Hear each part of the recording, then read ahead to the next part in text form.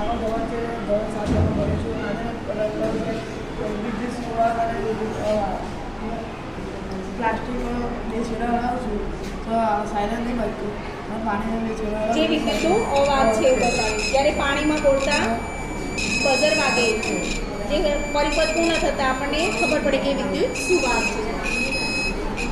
સરસ.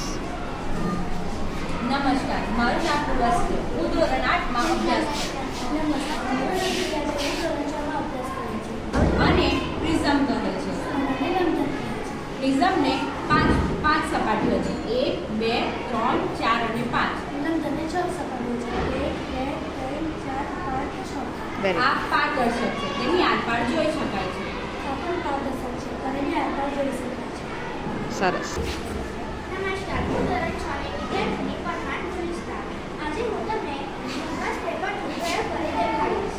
એસી અને આ જોઈ શકો છો, આ લિટમસ પેપર છે અને આ લીંબુના રસ.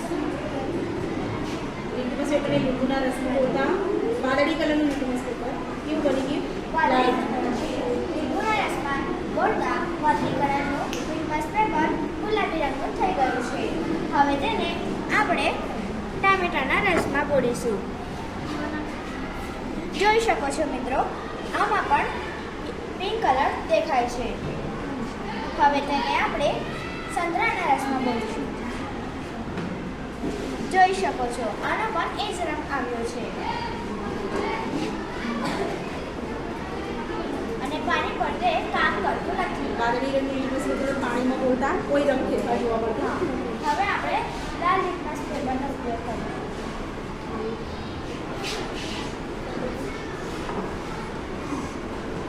જોયું તો મિત્રો, લાલ લિટમસ પેપરનો રંગ બદલાતો નથી, તે એનો કે એનો જ રહે છે. લીંબુના રસમાં બોલતા પણ તે રંગ બદલાતો નથી.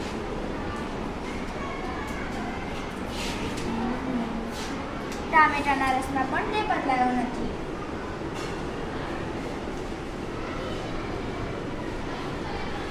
સંતરાના રસમાં પણ તે નથી બદલાયો. પાણીમાં પણ તે એવો ને એવો જ રહ્યો છે. તો પાણી જે છે ને એ કેવું છે? તટસ્થ. જ્યારે એસિડ હોય એના લાલ લિટમસ પત્ર હોય એના પર અસર નથી. જ્યારે ભૂરા કલરનું લિટમસ પત્ર કેવું બને છે? ગુલાબી રંગનું બની જાય. જે એસિડ નમસ્કાર, હું ધોરણ 6 ની વિદ્યાર્થીની છું. આજે હું તમને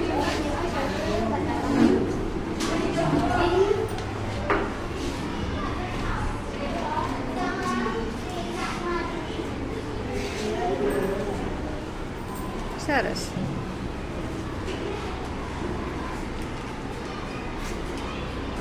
નમસ્તે, હું ધોરણ 6 ની વિદ્યાર્થીની છું.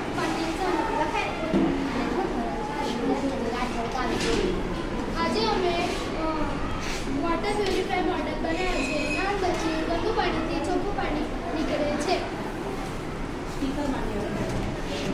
એ કેવું પાણી છે? ગંદુ પાણી. ઓકે.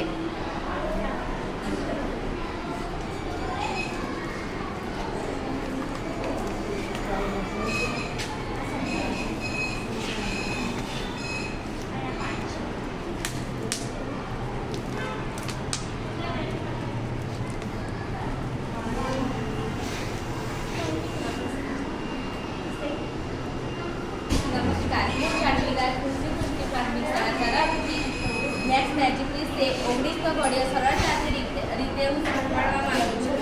પહેલાં લખવાની એકી સંખ્યાને જેમ કે 1, 3, 5, 7 એવી રીતે 19 લખીને લખવાની અને પછી 0થી સ્ટાર્ટ કરવાની ચડતા ક્રમમાં, જેમ કે 1, 2, 3 તો તમને સરળતાથી રીતે 19ના ઘડિયા મળી જશે. નમસ્કાર, મારું નામ પ્રાર્થના ઉષા. હું પ્રાથમિક શાળામાં અભ્યાસ કરતી વિદ્યાર્થી.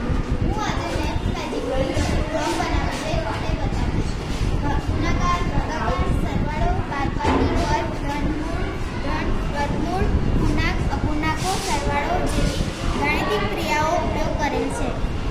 4 ગુણ્યા 3 કરવાથી 12 થાય છે એનો ગુણાકાર અને 9/9 એનો જવાબ 1 થાય છે. 6/3 એનો જવાબ 2 થાય છે અને 6/2 હોવાથી તેનો જવાબ 3 આવે છે. 2 નો 2 વર્ગનો 4 જવાબ આવે છે. 5 વત્તા 10 માઇનસનો દસમાંથી 5 બાદ કરતા 5 મળે છે. 3 ગુણ્યા 2 કરવાથી 6 જવાબ મળે છે. અને 10 માઇનસ 3 કરવાથી 7 જવાબ બાદ મળે છે. બાકી ક્રિયા આવી આપણી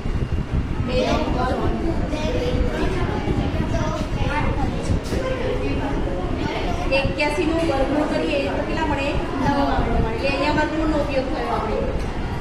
પછી અહીંયા 9 વત્તા 9 ભાગ્યા 9 તો 9 અને 9 ભાગ્યા 9 એટલે 1 થાય. 9 ને 1 10 એટલે અહીંયા સરવાળો અને ભાગાકારની ક્રિયા કરીને આપણે એક શ્લોકમાં યુઝ કરીશું. અને અહીંયા 121 નું વર્ગમૂળ 11 થાય તો વર્ગમૂળનો ઉપયોગ કર્યો છે આપણે. અને ઘડિયાળ બોલ. પ્રેક્ટિસ કરો. આ બીજી રીત છે. આવા 12 તમે 8 બનાવો ને તો છોકરાને ભલે ઘડીઓ ના આવડે.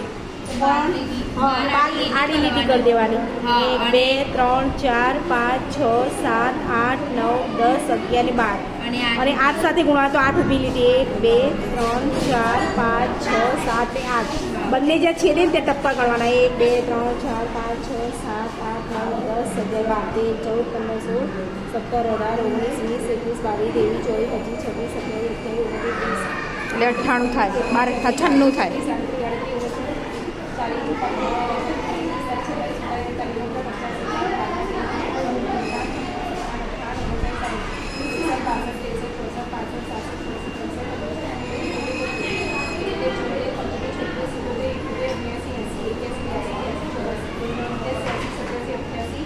નેવ્યાસી 90 96